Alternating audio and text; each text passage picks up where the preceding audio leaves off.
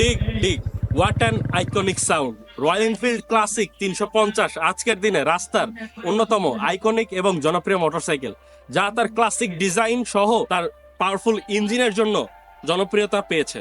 বাংলাদেশের মানুষ স্বপ্ন দেখতো রয়্যাল এনফিল্ডের মতন একটা বাইক রাইড দিবে, ক্লাসিক একটা ভাইব ক্রিয়েট করবে। এখন দেখেন, এটা স্বপ্ন ছিল এক সময়, বাট এখন কিন্তু বাস্তবায়নে। আমরা আজকে এই বাইকটি রিভিউ করব, আর প্রথমেই আমি এই বাইকটির নেগেটিভ সাইড নিয়ে আপনাদের সাথে কথা বলবো। নেগেটিভ সাইডের প্রথমেই থাকবে বাইকের মাইলেজ। এই সেগমেন্টে অন্যান্য বাইকের যে মাইলেজ দেয় সেইখান থেকে এই বাইকের মাইলেজটা কিন্তু তুলনামূলক একটু কম। আপনি যদি এক্সপেকটেশন রেখে থাকেন যে এই বাইকের মাইলেজ আপনি অনেক ভালো পাবেন, সো এখানে আপনি কিন্তু নিরাশ হবেন। এখন পর্যন্ত এই বাইকটি ইউজ করার পরে আমার কাছে মনে হয়েছে এটা পার লিটার 30 থেকে 32 কিলোমিটার দৌড়াতে সক্ষম হয়, যেটা আমার কাছে মনে হয় অনেকটাই কম। বাট কোম্পানি ক্লেম করতেছে এটা 35 কিলোমিটার পার লিটার দিতে সক্ষম হবে। 2 নাম্বার পয়েন্ট যেটা আছে সেটা হচ্ছে এই বাইকের ওজন, ওয়েট। আমার কাছে মনে হয় এই বাইকটি এতটা মাস্কিউলার আর এতটা ভারী, যার কারণে এই বাইকটা কিন্তু মুভ করতে গেলে অনেক প্রবলেম ফেস করতে হবে। কারণ এই বাইকটার ওজন কিন্তু 195 কেজি। সো এত হেভি ওয়েটের বাইক বাংলাদেশে এর আগে মনে হয় না কোনো রাইডার ফিল করেছে বা রাইড করেছে। এই বাইকের ওয়েটের সাথে মানায় নিতেও বাংলাদেশের রাইডারদের অনেক টাইম লেগে যাবে। সো আপনি যদি মাস্কুলার বডির মালিক না হন, সো সেই ক্ষেত্রে কিন্তু আপনাকে এই বাইকটা রাইড করার জন্য বা এই বাইকটা পারচেস করার জন্য দুবার ভাবতে হবে। 3 নম্বর পয়েন্ট নিয়ে যদি আমি কথা বলি, তাহলে এটার সার্ভিস কস্ট। কারণ আপনি অন্যান্য বাইকের তুলনায় কিন্তু এই বাইকের সার্ভিস কস্টটা কিন্তু একটু বেশি পাবেন। তো টাকার দিক থেকে একটু বেশি খরচ হবে। সার্ভিস সেন্টার এখনো কিন্তু বাংলাদেশে অ্যাভেলেবল হয় নাই। সো এটা কিন্তু আপনার জন্য একটু হলেও প্রবলেম সৃষ্টি করবে। সো আপনাকে বাইকটা কেনার আগে একটু ডিসিশন নিতে হবে যে আপনি এই বাইকটা নেওয়ার পরে আসলে সার্ভিসের ক্ষেত্রে এই বাইকটা কতটুকু মেনটেন করতে পারবেন, দেন ইউ ক্যান বাই। অনেক তো হলো এই বাইকটার নেগেটিভ নিয়ে কথা বলা, এখন এই বাইকটার পজিটিভ সাইড নিয়ে কথা বলা যায়। পজিটিভ সাইডের প্রথমে আসবে এই বাইকটার ক্লাসিক লুক আর এই বাইকটার ডিজাইন। ভাই এখন পর্যন্ত বাংলাদেশে যে বাইকগুলো থাকুক না কেন, সেইগুলা থেকে কিন্তু এটা একটু ভিন্ন। নেকেড স্পোর্টস, সো এইটা classic retro style motorcycle. So এই রেট্রো ফিলে এই বাইকটা আমি বলবো একদম সাকসেসফুলি ডিজাইন করতে সক্ষম হয়েছে। কারণ এই বাইকটার জাস্ট ফিনিশিংটা দেখেন, জাস্ট লাইক ক্রোম ফিনিশিংটা অনেক জোস। রয়্যাল এনফিল্ড লেখা, ভাই এটা একটা ক্লাস ফুটিয়ে তোলে, যেটা কিন্তু প্রায় 100 বছর আগের একটা পুরাতন কোম্পানি, যে কোম্পানিটা নিত্য নতুন ভাবে আমাদের সামনে বাইক নিয়ে আসছে। 2 নাম্বার যেটা আমার কাছে মনে হয় এই বাইকটার পজিটিভ, সেটা হচ্ছে আরামদায়ক রাইড। আপনি যদি সিটি সাইড ইগনোর করেন, আপনি যদি লং ট্যুর পছন্দ করেন, রিল্যাক্সে বাইক রাইড করতে পছন্দ করেন, বা ওই টাইপের রাইডিং যদি আপনার পছন্দিতা সঙ্গী হয়ে থাকে, তাহলে আপনার জন্য এই বাইকটি। এই বাইকের সিটিং পজিশন থেকে শুরু করে হ্যান্ডেলিং পজিশন, এই বাইকের সাসপেনশন, যত লং রাইড দিবেন এই বাইকের হেভি ওয়েট হওয়ার কারণে রাস্তার সাথে একদম মিশে যায়, যার কারণে জার্কিং বা কোনো রকম ভাইব্রেশন ছাড়াই এই বাইকটা দৌড়াতে সক্ষম হয়। কিন্তু হ্যাঁ, রয়্যাল এনফিল্ড নিয়ে অনেকের ভুল ধারণা রয়েছে। এর আগের মডেলের মতন হয়তো বা ভাইব্রেশন অনেক বেশি, এই বাইকটার নয়েজ অনেক বেশি, মেনটেনেন্সের ক্ষেত্রে অনেক বাজে একটা সিচুয়েশন হইতে পারে। এখন বর্তমান যুগে বা আপডেটের পরে এই বাইকের ভাইব্রেশন কিন্তু অনেকটাই কম। বাট আমি কিন্তু এর পরে একটা ভিডিওতে এক্সেসরির সাথে আপনার রয়্যাল এনফিল্ডের 350 ক্লাসিকের স্পেশালি একটা ভিডিও করব, যেখানে কিন্তু ভাইব্রেশন টেস্ট থাকবে, যেটাতে ইয়ামাহার সাথে ডাইরেক্ট টক্কর দিব রয়্যাল এনফিল্ডের। এই বাইকটিতে ব্যবহার করা হয়েছে 4 স্ট্রোক সিঙ্গেল সিলিন্ডার 350 সিসির একটি বড় সড়ো ইঞ্জিন, যা উৎপাদন করে 20.2 বিএইচপি পাওয়ার এবং 27 নিউটন মিটার টর্ক, যেটা আপনাকে সিটি রাইডে বেশ প্যারাই ফেলবে। কারণ এই বাইকটা কিন্তু যদি কেউ মনে করে বাইকটা উঠলাম, এক গিয়ারে দিলাম আর হুস করে টেনে নিয়ে বই করে চলে গেলাম, এইটা কিন্তু পসিবল না। আপনি যদি লং ট্যুরে যান বা হিল রাইডে যান, একদম উঁচু রাইড, যেখানে অন্য কোনো বাইক সেইখানে তার গন্তব্যস্থলে পৌঁছতে গেলে অনেক কষ্টে পড়ে যায়, সেখানে কিন্তু এই বাইকটা তার একদম ফ্রিনেসের সাথে চলে যাবে।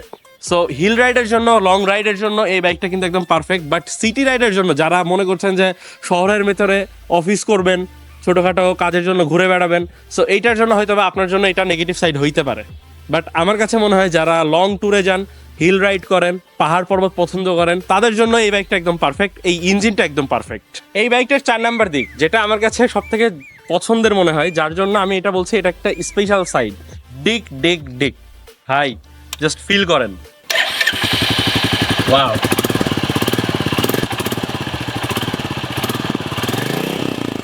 আমার কাছে লাস্ট পজিটিভ দিক বলে মনে হয়েছে সেটা হচ্ছে স্ট্রং বিল্ড কোয়ালিটি। এই বাইকের মেটালিক ফিনিশিং, শক্তিশালী ফ্রেম, ভারী সাসপেনশনের সিস্টেমের কারণে এই বাইকটার বিল্ড কোয়ালিটি কিন্তু অনেক বেশি স্ট্রং করে তোলে। এখন এই বাইকটা রাইড দিব ভাই, দেখতে এত জোস আর এত স্টাইলিশ, মন কেড়ে নিচ্ছে। আমি এমনিতেও ক্লাসিকের ফ্যান, তার জন্য আমি এক্সেসরি ইউজ করছি। এখন রয়্যাল এনফিল্ড আমার হাতের মধ্যে, দেখা যাক ফিলটা কেমন হয়। Wow, feel that sound.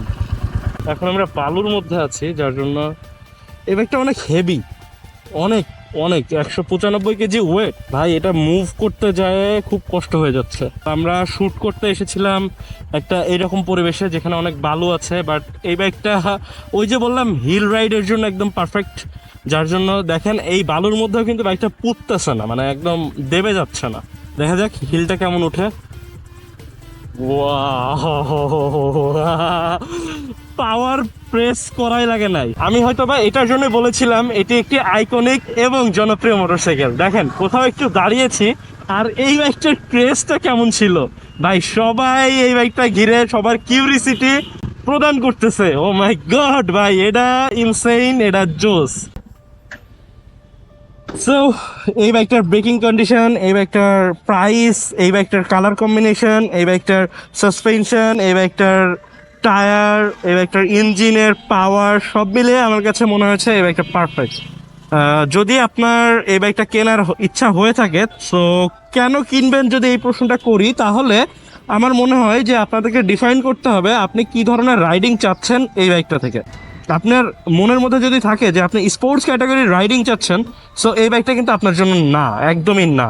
আপনি যদি লং রাইড করেন সেক্ষেত্রে কিন্তু আপনার এই বাইকটা লাগবে।